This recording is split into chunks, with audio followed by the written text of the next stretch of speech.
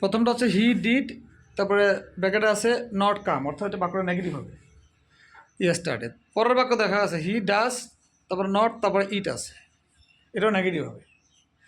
এরপরে বাক্য দেখা ইন্টারগেটিভ আছে ডিড হি প্লে ইয়েস্টারডে। এখন ইয়েস্টারডে দেখে আমরা বুঝতে পারতেছি বাক্যটা অবশ্যই পাস্ট টেন্স হবে, তাই না? সেক্ষেত্রে প্লেয়ের পাস্ট কি প্লেড না?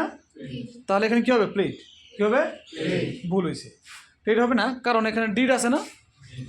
ডিড দেওয়ার অর্থ হচ্ছে আমার এখানে প্লেয়ের কাজটা প্লেড হয়ে গেছে। তাহলে কি লিখবো আমরা? এখানে প্রিন্টে গেছে কি আসবে? যা আছে তাহলে তার মানে টু ডু এর পরে টু ডু বোনাস বলো, বলো ডু ডিড ডাজ, এদের পরে ভার্বের কোনো ফর্ম চেঞ্জ হয় না, বেস ফর্ম হয়। বেস বোন আছে, বেস মানে বীজ, বীজ মানে সিড, তাই না?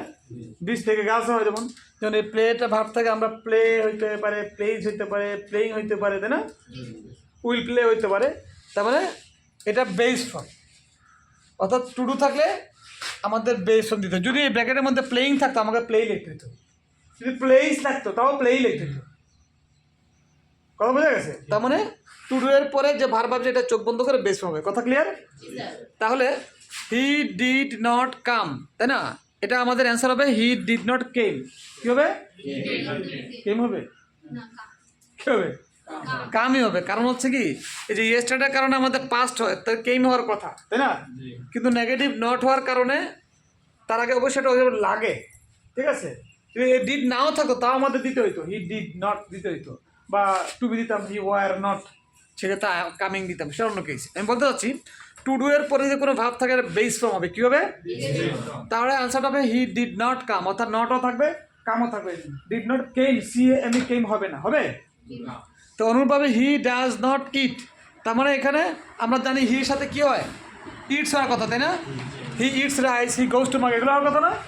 কিন্তু এখানে আমাদের ইটই থাকবে। কারণ হচ্ছে কি, এই যে ডাজের কাজটা এসিএসের কাজটা ডাজের সাথে হয়ে গেছে, সেক্ষেত্রে এই ভাবটা যা আছে তা মানে বেস ফর্ম হবে।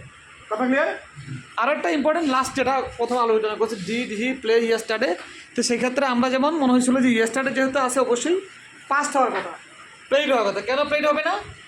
কারণ এখানে ডিড দিয়ে আমাদের পাস্টের কাজটা ক্লিয়ার করে ফেলছে, সো আমাদের নতুন করে এখানকে আবার এটা প্লেড করতে হবে না। আর তাছাড়া আমরা জানি যে টু ডু পরে ভাবে বেস ফর্ম হয়।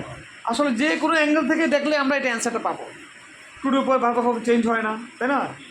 তারপরে পাস্ট ইউনিট টেন্সের কিছু স্ট্রাকচার আছে, এগুলো আলোচনা যেভাবে দেখো না কেন আমরা এই ভাবটা বেস ফর্মে থাকতে হবে। তার কী কী থাকলে বেস ফর্ম থাকে মনে আছে? আদার্স মনে আছে? আদার্স কত কোনগুলো বলো? উইল উড, শ্যাল শুড, আস্তে আস্তে বলো। Will would, shall should, can could, may might, must, going to, have to, ought to, এদের পরেই কিন্তু ভার্বের বেস ফর্ম থাকে, মনে আছে? যেমন হি কুড যদি থাকতো সেক্ষেত্রে কী তো he could not come in, তাই না?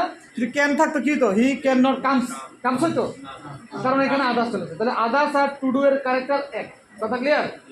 Thank you very much.